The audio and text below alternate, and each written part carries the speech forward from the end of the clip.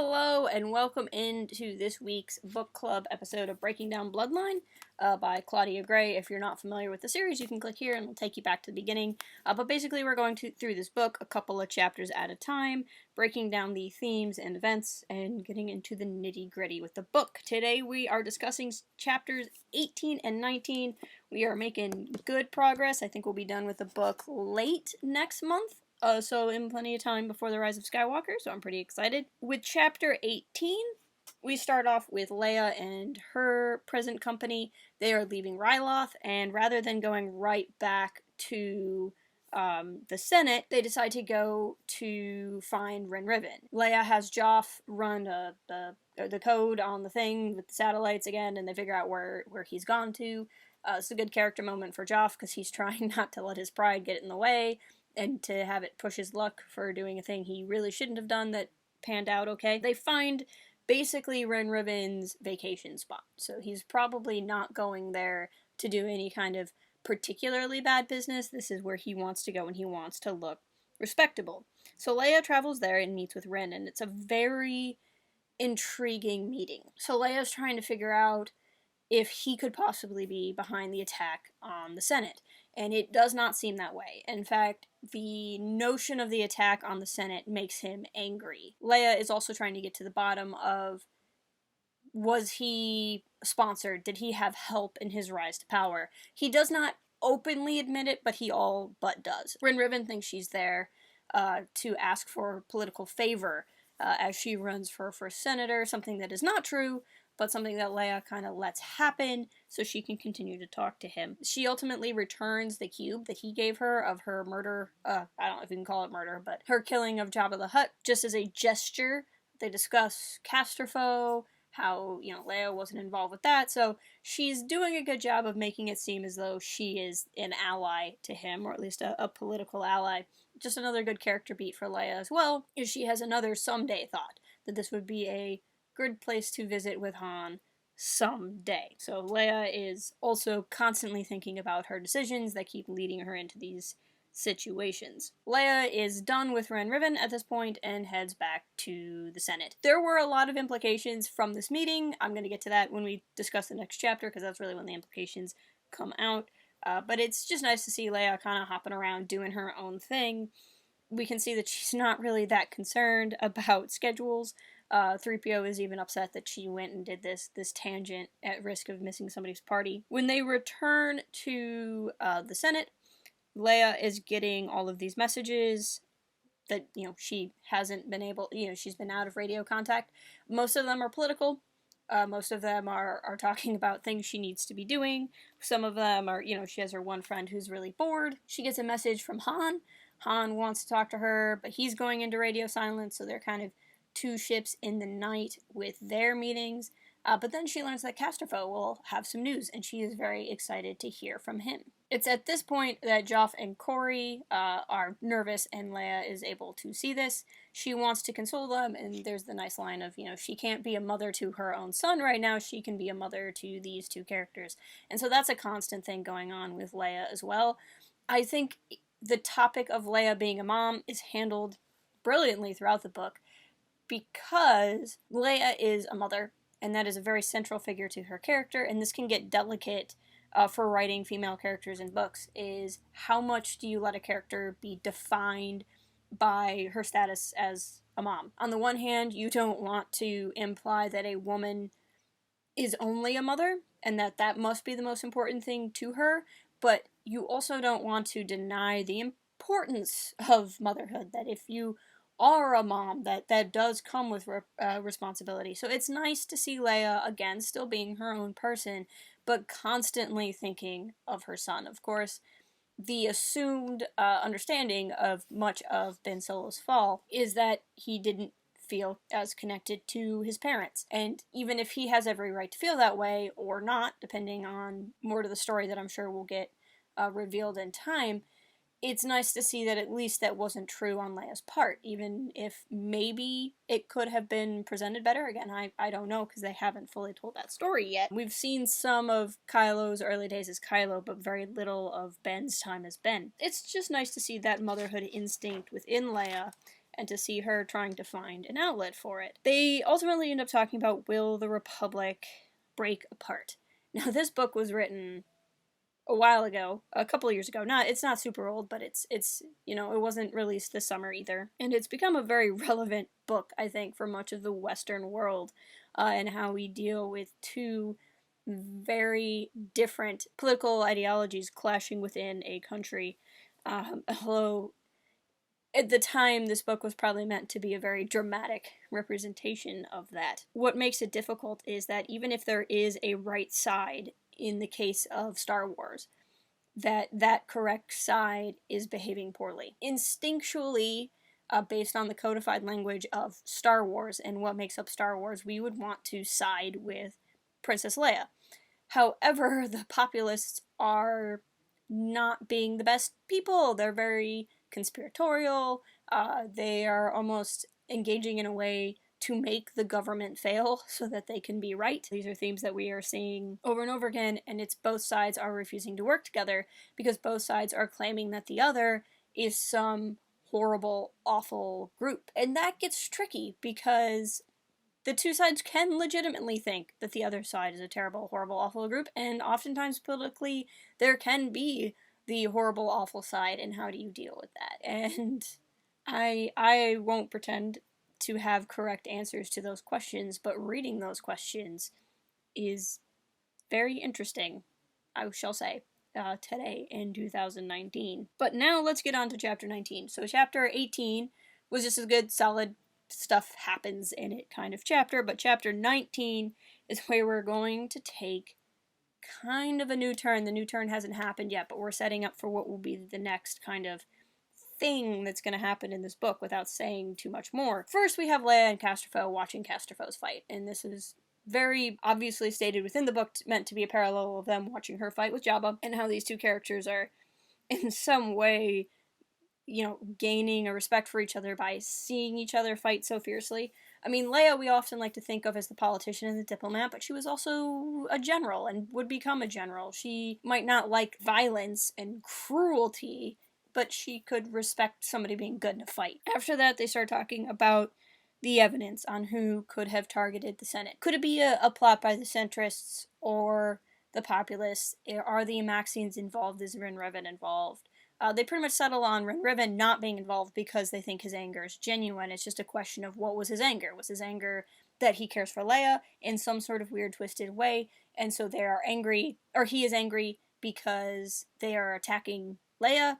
Is it what ultimately kind of gets settled on, that the Amaxians and Ren Revan have the same benefactor, and he does not want the Amaxians to come out of the shadows because that could bring Ren Revan out of the shadows, and that there's a little bit of a tension between the different groups within the whole. But even then, there's the question of why do it?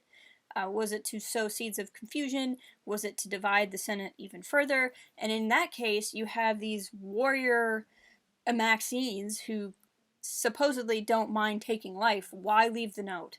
Why leave the note for anyone? And why try to make the attack non-lethal? Is that a greater purpose, or is there some kind of honor within the group? What does it mean? There's just more and more questions that are coming out of what has been going on. It's at this point that Castro throws a party.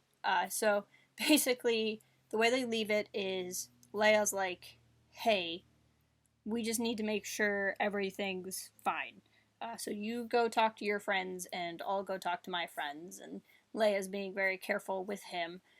He throws this party for centrists to figure out if any of them could have ties to the centrist world or the Amaxians in any way. So he wants to celebrate getting his new helmet, and he wants to get his friends a little bit drunk to see if they will spill their secrets. It does not go quite according to his plan. He discovers more and more of his centrist friends showing their Imperial true colors. One person comments on having seen an Imperial guard in real life, which could only mean that he had more ties to the Empire than he was letting on, and was at some point in Palpatine's presence. I like some of the stray things he heard. I thought they were kind of funny. There's one guy talking about how the Death Star was an inside job, that somebody must have put a weakness in it. Of course, we now know that's true. I personally like the idea that there's this big true conspiracy theory with the Death Star. I know some people thought that was a little cop-outy, but I think it was fun. So that was the thing I appreciated getting shout out, because this book would have come out close to the time of Rogue One. But at the end of the day, Castro realizes that a lot of the centrists are centrists, not necessarily because they believe in a strong centralized government as a way to maintain order throughout the galaxy, but because they actually do value Palpatine's empire, that they do look up to Palpatine, that they do look up to Vader. And Castro's in this really intense situation where he believes what he believes. Whether you disagree with him or not, as a reader, Castro really does think that this strong centralized government is what's best for the galaxy. But he so loathes, as we've learned, Palpatine and Vader and what they've done, and what he wants is an authoritarian government run by good people. And he wants that specifically to take away the stain that was Palpatine and Vader's rule. But he's seeing here that his allies don't really care about centralized government. In fact, there's one guy who even says, back in the days of the Empire, a planet knew how to take care of themselves, and they didn't come crying to the Emperor all of the time. But isn't coming to the central hub of the government the point of something that maybe authoritarian isn't necessarily the right word, but isn't the point of a centralized government that a citizen brings all of their problems to the government, or at least a large portion of them, if they really are struggling? So for somebody who is supposed to be representative of the centralized idea to say, man, I wish that we just had power and then we didn't have to take care of anybody, that's a shocker to Castro. And so he's finding himself in a political party because he firmly believes in what that party is supposed to stand for, but discovering all of these other people in his party are trash, basically. That they are these horrible people who want to bring back everything he hated, and how he has to navigate that. And is it a simple case of political hypocrisies like he muses on in the book, or does he have to stand with a party that's against everything he believes in from a practical standpoint for an ethical standpoint? And that's kind of the journey he's starting to go on, to see that there is this deeper corruption within his own party. And of course, he has his frustrations in the same way, like I said earlier in this video. Leia's frustrations with the populace are that the populace are almost acting like they want the government to fail to prove themselves correct, where the centrists want to more formalize the government to bring back power, and you're kind of like, both of these are bad, maybe one's worse. You can make an argument that the guy who wants to bring back Palpatine and Vader is probably worse than the people who want to let something fail, but neither of them are great, and that's kind of where he's stuck at right now. But after all of that is said and done, we get to this part. This part had my heart beating, and this is, I think, the third time I've read this section of Bloodline. So Lady Icarus is getting coronated. She has been coronated, and she's supposed to go see the treasure room of the planet that she is now overseeing, and it's not much of a treasure room at all. It's just a bunch of supposedly sentimental things, and the only thing of value she can find is a little box that says, "To Leia Organa, Princess of Alderaan." Now, Bloodline came out first, but if you have read Claudia Gray's Leia, a Princess of Alderaan, this is the same box that Leia has. In fact, if you wonder about some of those keepsakes that are in that box and where they come from, read Leia, Princess of Alderaan. It's a fantastic book. It's more of a young adult novel, which shouldn't mean anything at all, because frankly, some of the young adult novels in the new canon have been better than the supposed adult novels in the new canon. But just so you know, it is a little bit different in that regard. But that's just kind of an interesting note. But the most interesting thing in this box is a music box that plays the poem about the Mirror Bright. Mirror Bright, of course, being the name of Leia's ship, which is just an interesting connection.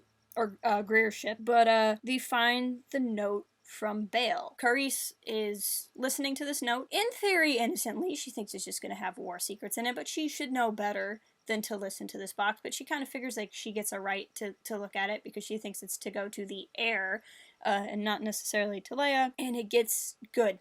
Like, it's not war secrets, it's Bail telling Leia everything she was never told by her father that she has a brother, a twin brother, that Obi-Wan took her twin brother away, who her mother was. The message says that her mother is the Queen of Naboo, and Carice says, oh, her blood is royal. I don't think Carice would have known that it's an elected monarchy on Naboo, so that was kind of an interesting connection. Not that she necessarily needs to know all the things, but still. That her father was Jedi Knight Anakin Skywalker, and at this point, some of these things are surprises, but not super surprises. But then the kicker is that Anakin Skywalker becomes Darth Vader. Now, if you've been an eagle-eye person and you've been looking at the book cover, wondering why is this book called Bloodline, and why is Darth Vader on the cover, that's all I'm going to say about where this book is going to go from here. It's an excellent book cover. It's one of the best book covers that we have in the new canon. So now, our friend here has a big conundrum because she so values royal rules.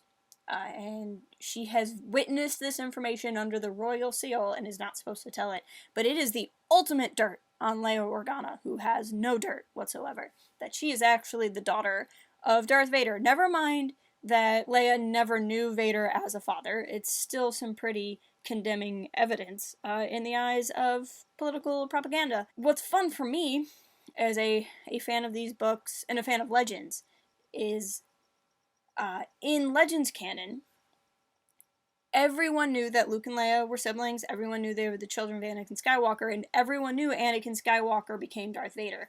That was not a secret in Legends canon. So when I was reading this book for the first time as a Legends fan, that hit me like a sack of bricks, because I went, oh, didn't really click until around now, when I went, oh snap, this could be a real problem. And it's interesting to think about that detail being withheld, but I loved it. I love this part. I love where the story is going to go from here. I'm so excited. Like, I even like the part where Carice is like, oh, Darth Vader's the father of Leia. Luke Skywalker too, but who cares about Luke Skywalker because he's off doing who knows what. And it's funny that that's her attitude because Luke is the one that has expressed force powers up until this point. He's the one that could, in theory, become Darth Vader again, but she's more worried about it being Leia because Leia is set to be this political figure. But those are my thoughts on these two chapters. Overall, one of the critiques about this book, if there are any, is that the middle gets a little slow.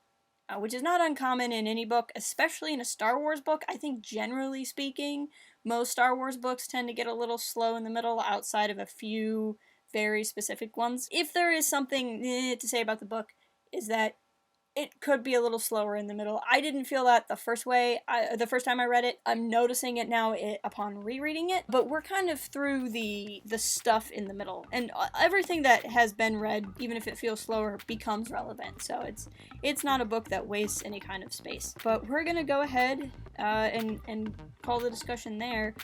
For next week, read chapters 20 and 21. We'll continue with two chapters a week. And if you're not already, please follow us on all of the socials. I'm always excited to talk about this book with you guys, and I will talk to you guys next week.